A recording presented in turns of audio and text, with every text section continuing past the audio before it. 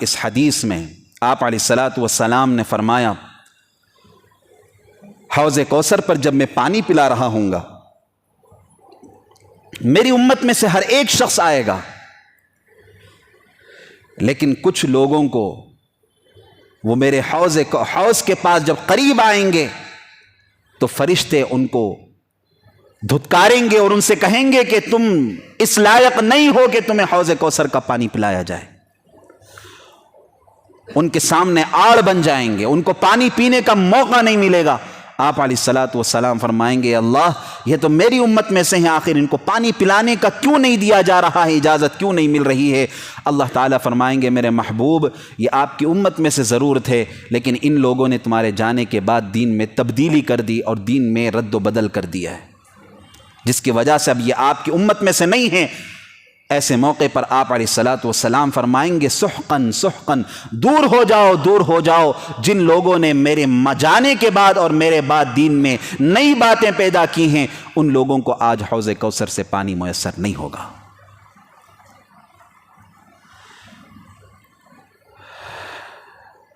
ایسی سخت وعید ہے، یہ کن لوگوں کے لیے ہیں؟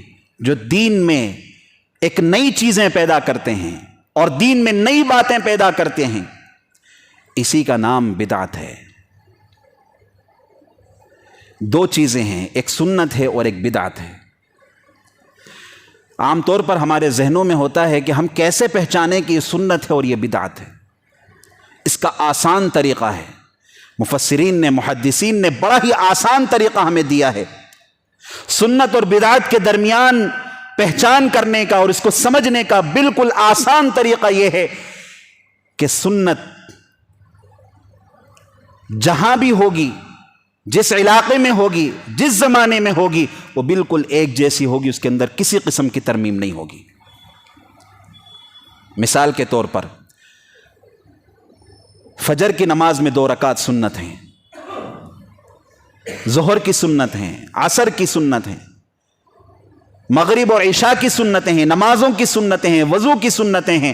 ان ساری سنتوں کو دیکھ لیں، جس علاقے میں جائیں، جس جگہ پر جائیں، جس زمانے میں جائیں، آج سے 1400 سال پہلے جائیں اور آج جائیں اور قیامت تک کے لیے یہ ساری سنتیں ایک جیسی ہوں گی، نہ اس کا وقت بدلے گا، نہ اس کے اندر کوئی الگ طریقے سے کوئی تبدیلی ہوگی، نہ اس کی شکل بدلے گی، نہ اس کی حیت بدلے گی۔ فجر میں 2 رکعت سنت ہے تو 2 رکعت پہلے بھی 2 رکعت سنت ہے، آج بھی 2 رکعت سنت ہے، قیامت تک کے لیے 2 رکعت سنت ہی رہے گی۔ اس کے اندر کسی قسم کی تبدیلی نہیں ہے۔ فجر سے پہلے ہے تو فجر سے پہلے ہے، آج سے 1400 سال پہلے بھی فجر سے پہلے پڑھی جاتی تھی، آج بھی فجر سے پہلے اور قیامت تک کے لیے فجر سے پہلے یہ 2 رکعت سنت پڑھی جائے گی۔ اس کی نہ شکل بدلی ہے، نہ حیات بدلی ہے، اس کا نہ مقام بدلا ہے۔ یہ سنت کی پہچان ہے۔ جس جگہ جائیں، جس مقام جائیں اور جس علاقے میں جائیں، جس ملک کے جائیں، جس زمانے میں چلے جائیں، سنت کی نہ حیات بدلے گی، نہ شکل بدلے گی، نہ عدد بدلے گا، نہ طریقہ بدلے گا۔ سنت کی یہ پہچان ہے۔ اور بدعت کی پہچان یہ ہے کہ اس علاقے میں اس کی شکل الگ ہے، حیات الگ ہے،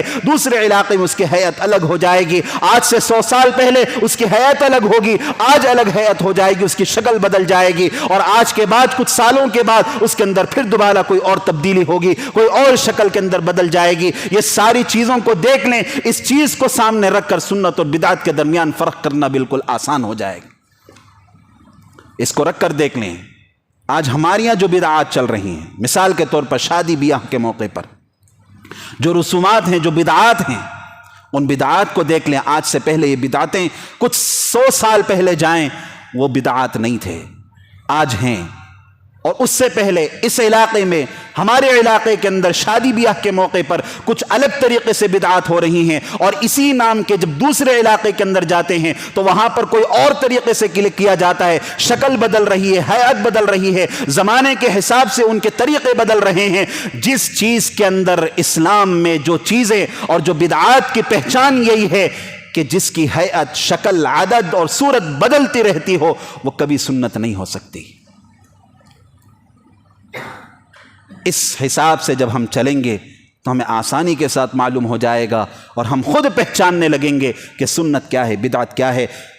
تو اس طریقے سے ہمیں پہچاننا ہے۔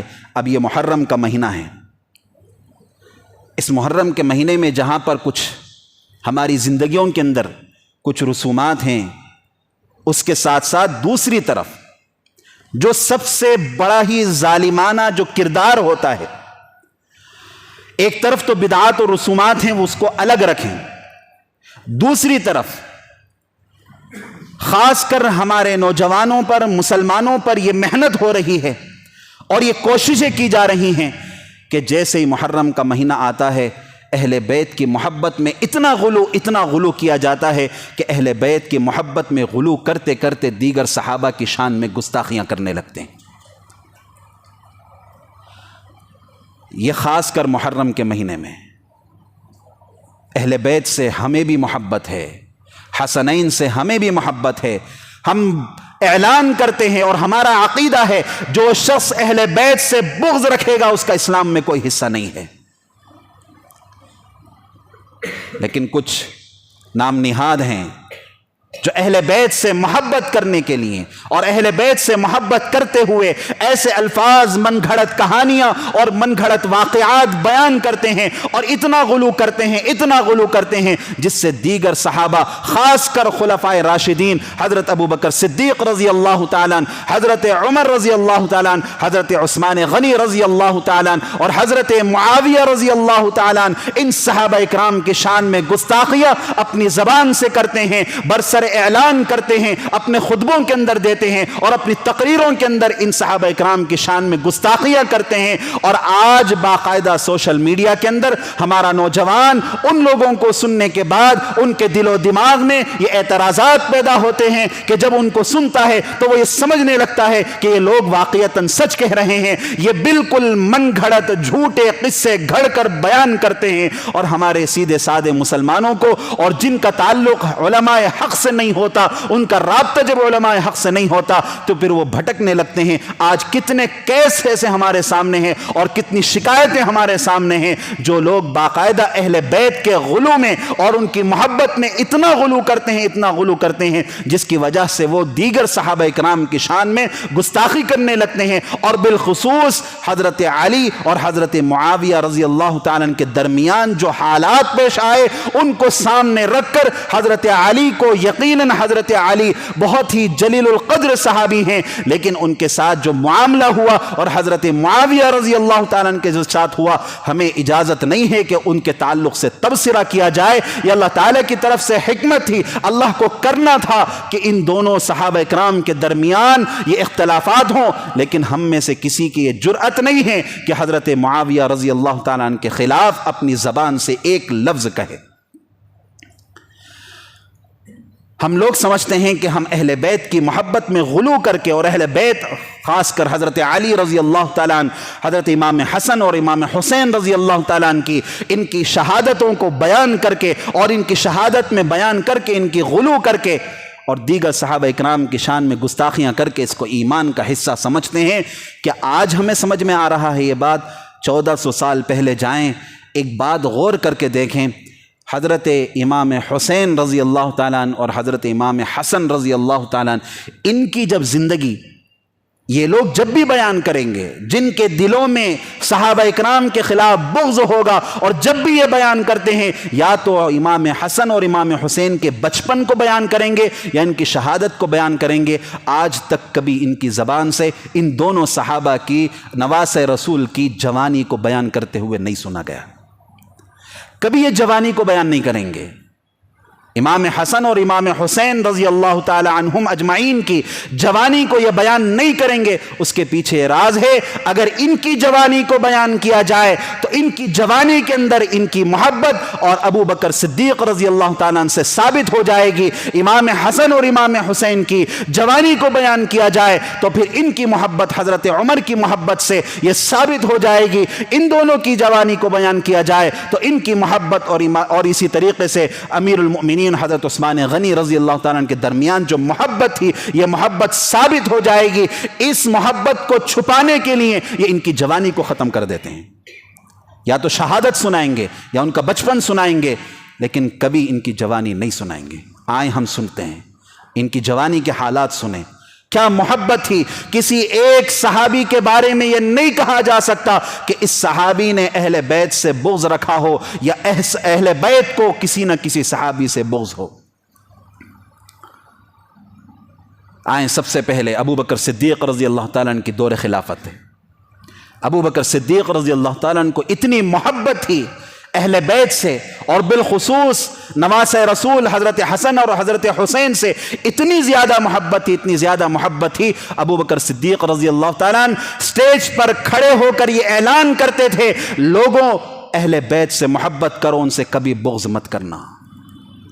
جس کے دل میں اہل بیت سے اور بالخصوص نواسۂ رسول سے بغض ہو، اس کا ایمان جاتا رہے گا۔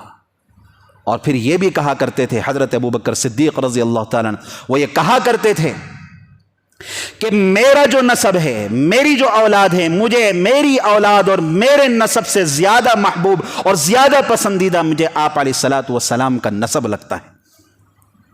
میں اپنے نسب پر کبھی بھی آپ علیہ الصلوۃ والسلام کے نسب کو ترجیح نہیں دیتا۔ پھر آئیں حضرت عمر کے خلافت کے دور میں۔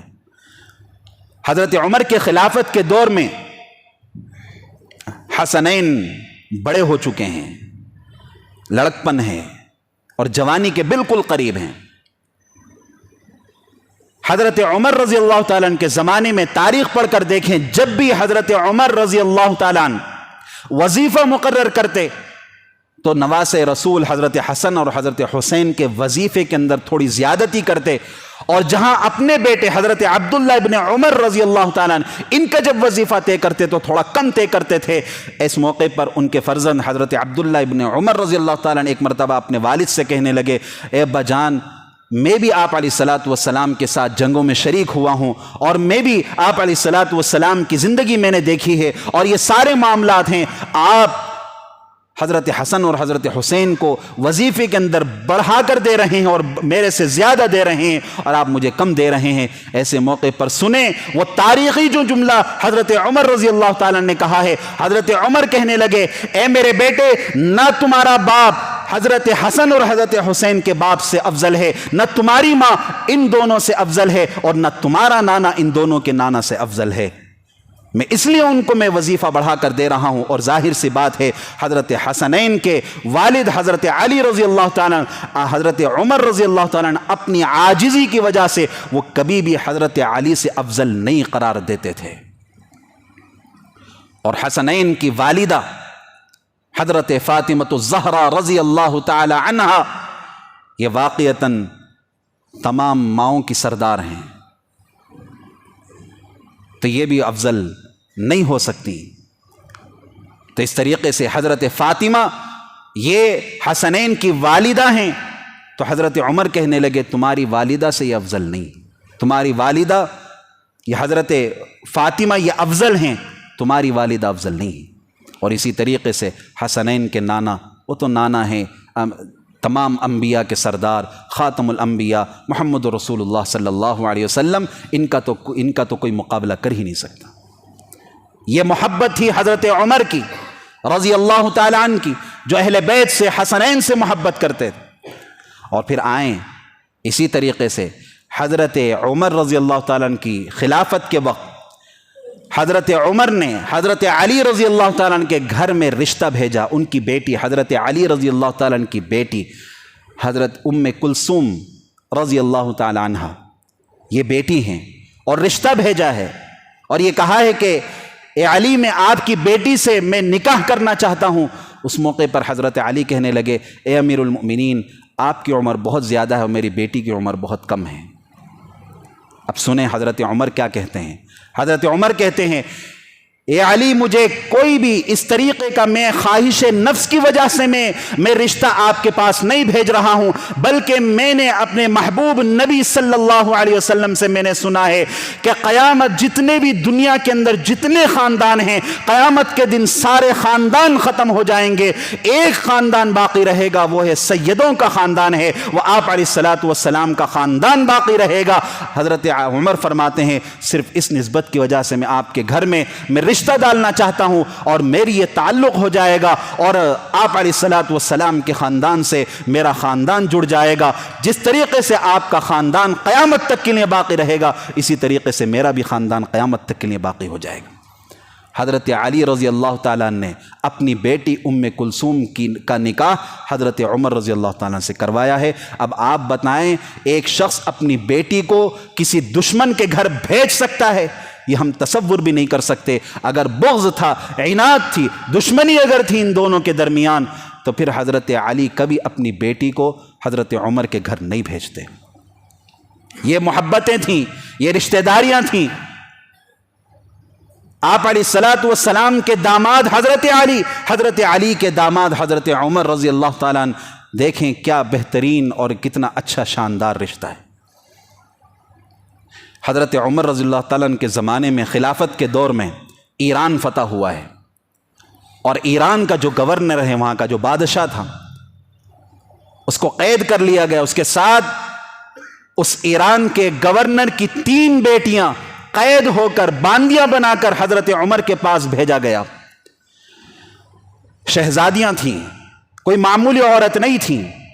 حضرت عمر رضی اللہ تعالیٰ نے ان 3 بہنوں میں سے ایک بہن کا نکاح حضرت حسین سے کیا، ایک بہن کا نکاح اپنے بیٹے حضرت عبداللہ سے کیا، اور ایک بہن کا نکاح ابو بکر صدیق رضی اللہ تعالیٰ عنہ کے جو بیٹے محمد بن ابو بکر ہیں ان سے ان کی ایک بہن کا نکاح کیا۔ یہ محبتیں تھیں۔ یہ جوانی کا تذکرہ اسی لیے نہیں کر رہا ہے دشمن، کیونکہ جوانی کا اگر تذکرہ کرے گا تو پھر ان ساری محبتوں کو بیان کرنا پڑے گا۔ جس کے دل میں بغض ہوگا اور جس کے دل میں صحابہ اکرام کا اور خلفائے راشدین کا بغض ہوگا، پھر وہ کبھی حسنین کی جوانی کو بیان نہیں کرے گا۔ وہ یا تو بچپن بیان کرے گا یا پھر شہادت کو بیان کرے گا۔ پھر آئیں حضرت عثمان رضی اللہ تعالیٰ عنہ کی خلافت کا زمانہ دیکھیں۔ حضرت عثمان رضی اللہ تعالیٰ عنہ کے زمانے میں ایک واقعہ بیان کرتا ہوں، ویسے کئی واقعات ہیں۔ جب ان کے آپس کے محبتوں کو جب دیکھا جائے اور ان کو پڑھا جائے گا اور ان کی سیرت کو پڑھیں گے تو ہمیں معلوم ہوگا ان دونوں کے درمیان، اہل بیت صحابہ اور اہل بیت کے درمیان شدید محبت تھی۔ آج جھوٹی اور من گھڑت واقعات کو بیان کر کے آج سیدھے سادے مسلمانوں کے دلوں میں ڈالا جا رہا ہے کہ صحابہ اکرام کو، اہل بیت کو خلفائے راشدین سے بغض تھا اور خلفائے راشدین کو ان سے بغض تھا۔ حضرت عثمان غنی رضی اللہ تعالیٰ عنہ کے خلافت کے زمانے میں حسنین، حضرت امام حسن اور امام حسین رضی اللہ تعالی عنہم، یہ دونوں جوانی کو پہنچ چکے تھے اور اس لائق کو پہنچ چکے تھے، اب وہ جہاد میں بھی جا رہے ہیں، جنگ میں بھی جا رہے ہیں۔ حضرت عثمان غنی رضی اللہ تعالیٰ عنہ کے زمانے میں حضرت حسین اور حضرت حسن کی کمانڈری میں ایک لشکر کو بھیجا گیا اور وہ جا کر قسطنطنیہ فتح کر کے آئے ہیں، ایک علاقے کو فتح کر کے آئے ہیں۔ اگر آپس میں بغض ہوتا ہے تو پھر وہ کبھی بھی، حضرت حسنین کبھی بھی جنگ کے لیے نہیں جاتے ان کی خلافت میں، غازی بن کر لوٹے ہیں۔ اسی طریقے سے جب حضرت عثمان رضی اللہ تعالیٰ عنہ کی آخری جب ایام چل رہے تھے، آخری ایام بالکل شہادت کا وقت ہے، بلوائیوں نے پورے مدینے میں حملہ کر لیا تھا اور حضرت عثمان رضی اللہ تعالیٰ عنہ کو قید کر لیا ہے، نظر بند کر دیا ہے، گھر کے اندر ہیں۔ ایسے موقع پر جن پہلوانوں نے اور جن لوگوں نے حضرت عثمان رضی اللہ تعالیٰ عنہ کے گھر کا پہرا دار دیا ہے اور پہرا کیا ہے، حضرت عثمان کی جان کی حفاظت کی ہے، حضرت علی رضی اللہ تعالیٰ عنہ کے دونوں شہزادے حضرت حسن اور حضرت حسین کو کہا ہے، حضرت علی نے کہا ہے کہ جاؤ تم دونوں جا کر حضرت عثمان کے دروازے پر کھڑے ہو جاؤ اور کسی دشمن کو مقابلہ کرنے کے لیے مت دینا اور پہرا کرتے رہنا۔ یہ محبت تھی جس کی وجہ سے حضرت حسنین کو وہاں پر بھیجا ہے۔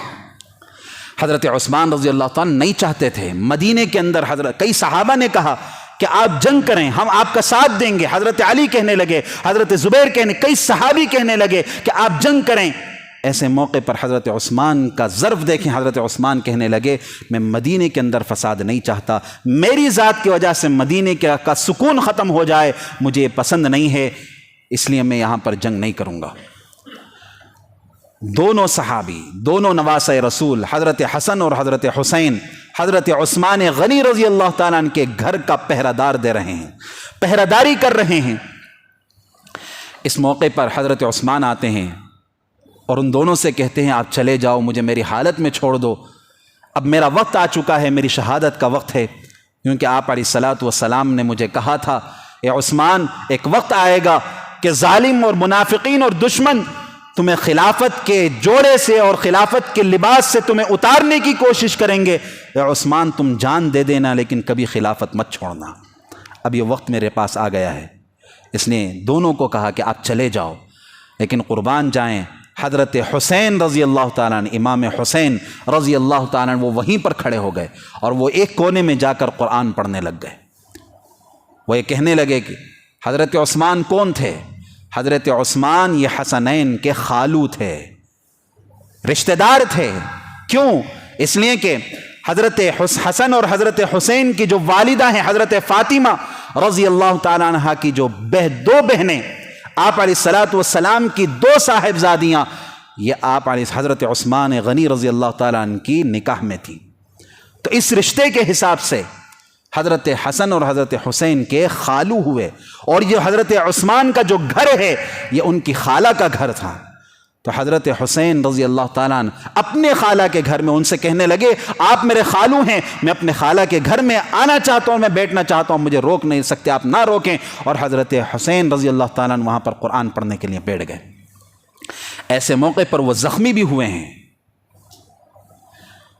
قربان جائیں حضرت حسین رضی اللہ تعالیٰ نے یہاں پر 40 دن تک حضرت عثمان غنی رضی اللہ تعالیٰ پر پانی روک دیا تھا۔ ان بلوائیوں نے، دشمنوں نے حضرت عثمان غنی رضی اللہ تعالیٰ کے حق میں پانی کو روک دیا تھا۔ 40 دن تک پانی میسر نہیں ہوا، اور جس کنویں کو حضرت عثمان نے اپنے پیسے سے مدینے کا کنواں خرید کر مسلمانوں کے لیے وقف کر دیا تھا، آج یہاں پر یہ نوبت آ چکی ہے کہ حضرت عثمان کو ایک گھونٹ اس کنویں کا میسر نہیں ہو رہا ہے۔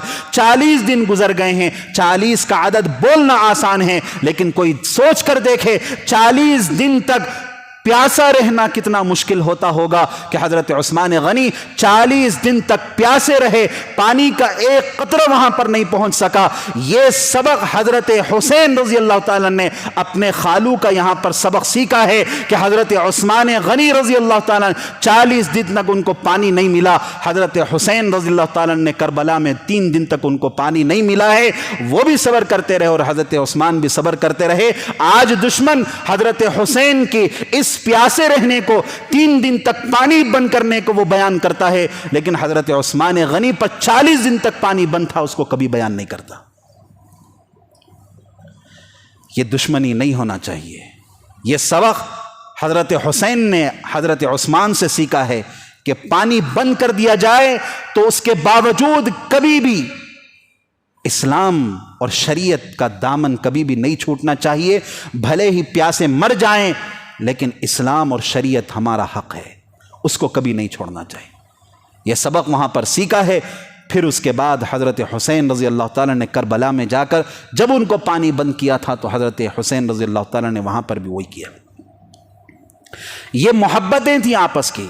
کئی واقعات ہیں قرآن، کئی واقعات سیرت کے اندر ہیں، ہم پڑھ کر دیکھیں۔ اہل بیت کا اور اسی طریقے سے صحابہ اکرام کے درمیان محبت کے جو تعلقات ہیں یہ شدید ہے، بہت زیادہ ہیں، بہت محبت تھی۔ حضرت علی رضی اللہ تعالیٰ عنہ کے بعد اب حضرت حسن جو بڑے صاحبزادے ہیں، بڑے نواسے رسول ہیں، ان کا جب دور آیا ہے، اس دور میں چونکہ اختلافات امت میں بہت زیادہ بڑھ چکے تھے، 2 مسلمانوں کی جماعتیں آپس میں ٹکرا چکی تھیں، ایسے موقع پر 2 بڑی بڑی مسلمانوں کی جماعتوں کے درمیان صلح پیدا کرنے اور جنگ کو ختم کرنے کے لیے سب سے بڑا اور سب سے پہلا قدم حضرت حسن رضی اللہ تعالیٰ نے اٹھایا، اور حضرت حسن رضی اللہ تعالیٰ گئے ہیں اور جا کر حضرت معاویہ رضی اللہ تعالیٰ سے صلح کی ہے اور ان کے ہاتھ پر بیعت کر کے ان کی خلافت کو مانا ہے، صلح کی ہے۔ اور اس موقع پر اگر دشمنی ہوتی حضرت معاویہ رضی اللہ تعالیٰ عنہ سے تو پھر حضرت حسن اور حضرت حسین یہ دونوں صحابی، دونوں نواسے رسول حضرت معاویہ رضی اللہ تعالیٰ عنہ کے پاس گئے ہیں، دمشق گئے ہیں۔ کہاں سے؟ مدینے سے گئے ہیں، اور وہاں جا کر انہوں نے صلح کی ہے اور ان کے ہاتھ پر بیعت کیا ہے۔ وہ جانتے تھے حضرت معاویہ رضی اللہ تعالیٰ عنہ بھی، وہ بھی حقدار ہیں، وہ کوئی غلط نہیں ہے، انہوں نے صلح کر لی ہے۔ اور آپ علیہ الصلوۃ والسلام نے اس موقع پر حضرت معاویہ رضی اللہ تعالیٰ عنہ کہنے لگے، اے نواسے رسول، میں نے اپنے محبوب رسول اللہ صلی اللہ علیہ وسلم سے میں نے حدیث سنی ہے، اور آپ کے بارے میں آپ علیہ الصلوۃ والسلام نے فرمایا تھا کہ حسن تم وہ صحابی اور تم ایسے شخص ہو کہ ایک وقت ایسا آئے گا دو بڑی مسلمانوں کی جماعت کے درمیان صلح کرنے اور ان کے اختلافات کو ختم کرنے میں تمہارا سب سے بڑا ہاتھ ہوگا۔ آج وہ دور آ گیا ہے، اگر آپ پہلے آتے تو یہ اختلافات اور پہلے ختم ہو چکے ہوتے۔ یہ محبت حضرت معاویہ رضی اللہ تعالیٰ عنہ کی تھی، اور اسی طریقے سے حضرت حسنین کو بھی محبت تھی۔ حضرت معاویہ رضی اللہ تعالیٰ عنہ کے زمانے میں قسطنطنیہ فتح ہوا ہے، اور قسطنطنیہ کے فتح میں اور اس موقع پر وہاں جو جنگ ہوئی تھی، اس جنگ میں حضرت معاویہ رضی اللہ تعالیٰ عنہ کے ساتھ نواسۂ رسول حضرت حسن اور حضرت حسین دونوں شامل تھے۔ یہ محبتوں کی داستان ہے، اس موقع پر محبتوں کی داستان سنانا چاہیے، آپس میں محبت کو اور بڑھانا چاہیے، لیکن دشمن نفرتیں پھیلا رہا ہے۔ ایسی کئی واقعات ہیں، ہمیں بچنا چاہیے۔ اسی طریقے سے عراق سے ایک قافلہ آیا تھا، اور آ کر اس نے حضرت حسن رضی اللہ تعالیٰ عنہ کے پاس آ کر اس نے حضرت ابوبکر صدیق اور حضرت عمر فاروق رضی اللہ تعالیٰ عنہ کے خلاف زبان درازی کرنے کی کوشش کی۔ حضرت حسن نے اسی وقت روکا اور کہا کہ خبردار، اگر ابو بکر اور حضرت عمر ان دونوں صحابہ اکرام کے خلاف اگر تم نے زبان درازی کی تو یہ سارے واقعات ہیں۔ تو اس لیے اس موقع پر شہادت حسین یہ واقعتاً بڑا ہی المناک، اور حضرت حسین رضی اللہ تعالیٰ عنہ کو جو شہید کیا گیا واقعتاً تاریخ کا بڑا دردناک واقعہ ہے۔ ہم سب اس کو مانتے ہیں، جب سنتے ہیں اور جب پڑھتے ہیں تو واقعتاً رونگٹے کھڑے ہو جاتے ہیں، اور انسان زاروں قطار رونے لگتا ہے، اس کے آنکھوں سے آنسو نہیں رک سکتے۔ واقعتاً ظلم ہوا، ان پر تشدد ہوا، ظالمانہ طور پر ان کو باقاعدہ ظلم کیا گیا، لیکن اس داستان کو اتنا غلو کر کے اور جھوٹے بن گھڑت واقعات بیان کر کے اس واقعے کے اندر نمک مرچ لگا کر بیان کرنا یہ اسلام کا حصہ نہیں ہے۔ جتنا واقعہ ہے اتنا واقعہ بیان کرنا ہے۔ لوگ کہتے ہیں آئیں ہمیں اہل بیت سے ہم سیکھتے ہیں۔ آخری بات کہہ کر میں اپنی بات کو ختم کرتا ہوں۔ جو 72 تن تھے جو کربلا کے میدان میں شہید ہوئے ہیں، ان میں سے صرف ایک شخص حضرت امام زین العابدین رضی اللہ تعالیٰ عنہ یہ باقی رہے، وہ غازی بنے ہیں، ان کو شہید نہیں کیا گیا، بقیہ سب کو شہید کیا گیا۔ اور حضرت علی رضی اللہ تعالیٰ عنہ کے 9 اولادوں کو شہید کیا گیا، اس کو یاد رکھیں۔ اس شہادت میں حضرت علی رضی اللہ تعالیٰ عنہ کی 9 اولادیں شہید ہوئی ہیں، اور ہمیں بتایا جاتا ہے صرف حضرت حسین رضی اللہ تعالیٰ عنہ کے بارے میں بتایا جاتا ہے، صرف شہادت حسین کا تذکرہ کیا جاتا ہے۔ صرف حسن اور حسین کے کیوں نعرے بلند کیے جاتے ہیں؟ حضرت علی رضی اللہ تعالیٰ عنہ کے 9 صاحبزادے، ان میں سے 3 صاحبزادوں کے نام، ایک صاحبزادے جو حضرت علی رضی اللہ تعالیٰ عنہ کے ایک پہلے صاحبزادے ابو بکر ان کا نام تھا، دوسرے کا نام عمر تھا، اور تیسرا کا نام عثمان۔ اگر اس 72 تن کے تمام لوگوں کو اگر گنایا جائے تو پھر ابو بکر کے نام کا بھی تذکرہ کرنا ہوگا جو وہاں پر شہادت ہوئی ہے، حضرت علی رضی اللہ تعالیٰ عنہ کے بیٹے ہیں، اور اسی طریقے سے عثمان نام ہے اور عمر نام ہے۔ یہ حضرت علی رضی اللہ تعالیٰ عنہ نے باقاعدہ خلافت کے طریقے پر اپنے بیٹوں کے نام رکھے۔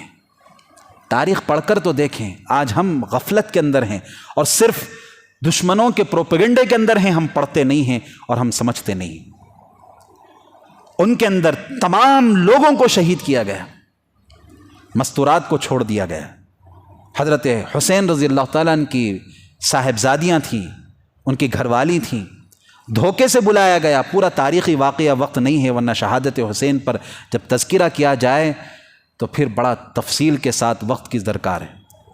صرف اس سے ایک سبق ہمیں جو چاہیے وہ سبق ہمیں لینا ہے، اور وہ سبق آئیں ہم امام زین العابدین رضی اللہ تعالیٰ عنہ جو حضرت حسین رضی اللہ تعالیٰ عنہ کے بیٹے ہیں، وہ غازی ہیں، اس معرکے کے اور کربلا کے غازی ہیں، وہ بچ چکے ہیں۔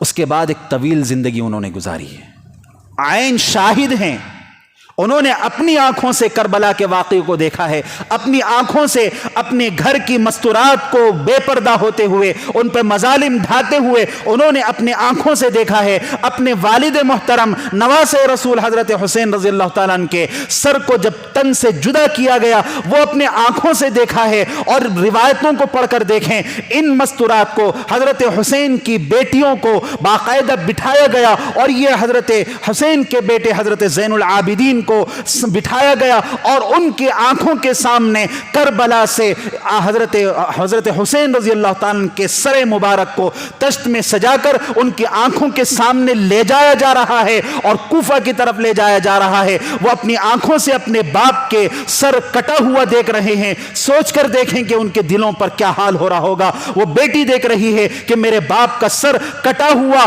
آج میرے سامنے میں دیکھ رہی ہوں۔ امام زین العابدین اپنی آنکھوں سے باپ کے سر کا کٹا ہوا حصہ وہ دیکھ رہے ہیں جا رہا ہے، اور یزید کے پاس لے جایا جا رہا ہے۔ یہ سارے حالات دیکھ رہے ہیں، اور ان سارے حالات کو اپنے آنکھوں سے دیکھا ہے، عین شاہد ہیں۔ اس وقت غم ہوا ہے، اور ان کو غم کے مارے وہ انہوں نے جو بھی کیا ہے، اور آنکھوں سے آنسو بھی بہا ہوگا، دل کے اندر تڑپ بھی پیدا ہوئی ہوگی، اور دل میں غمگین ہوئے ہوں گے، یہ سب کچھ ہوا ہوگا، لیکن اس وقت ہوا ہے۔ لیکن اس کے بعد حضرت زین العابدین، اس کے بعد کبھی بھی ایک تاریخ کا واقعہ ہم نہیں بتا سکتے، ایک واقعہ ایسے بتائیں کہ اس کے بعد ہر سال حضرت امام زین العابدین نے امام حسن اور یا امام حسین کی شہادت کا ماتم کیا۔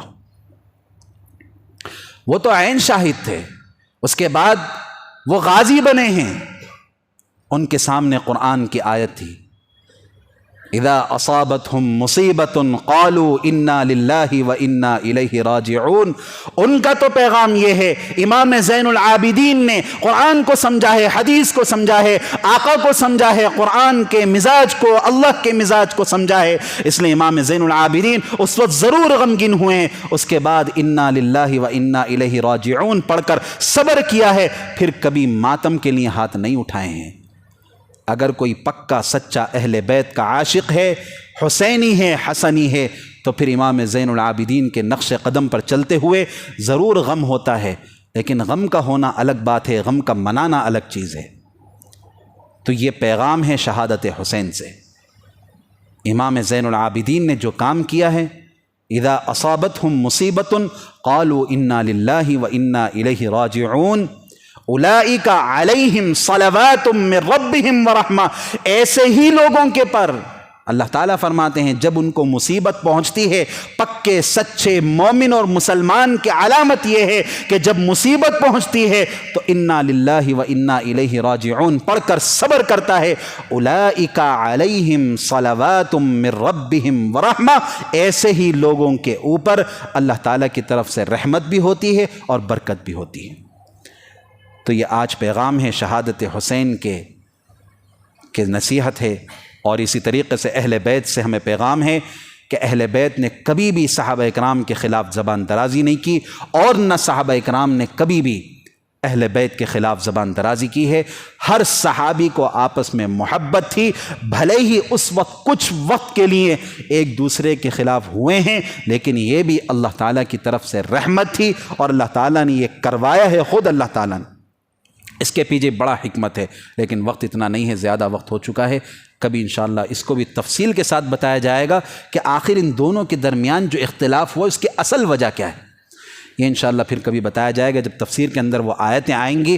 باقاعدہ آیتوں سے ثابت کیا جا سکتا ہے کہ صحابہ اکرام کے درمیان جو اختلاف ہوئے ہیں یہ قرآن کا مزاج ہے۔ تو بہرحال دعا فرمائیں اللہ تبارک و تعالی ہم سب کو اہل بیت سے، صحابہ اکرام سے، خلفائے راشدین سے بھرپور محبت کرنے کی توفیق عطا فرمائے، اور شہادت حسین سے ہمیں یہ سبق لینے کی توفیق عطا فرمائے کہ ہمیں شہادت حسین سے ہمیں یہ سبق لینا ہے کہ ہمیں ہر ایک سے محبت ہے، ہر صحابی سے محبت ہے، کیونکہ قرآن نے اعلان کر دیا رضی اللہ عنہم ورضوا عنہ، ہر صحابی یہ اللہ بھی ان سے راضی ہے اور وہ بھی اللہ سے راضی ہیں، پھر ہمیں زبان درازی کرنے کی اجازت نہیں ہے۔ اللہ تعالی ہم سب کو عمل کرنے کی توفیق عطا فرمائے۔ وآخر دعوانا الحمد للہ رب العالمین۔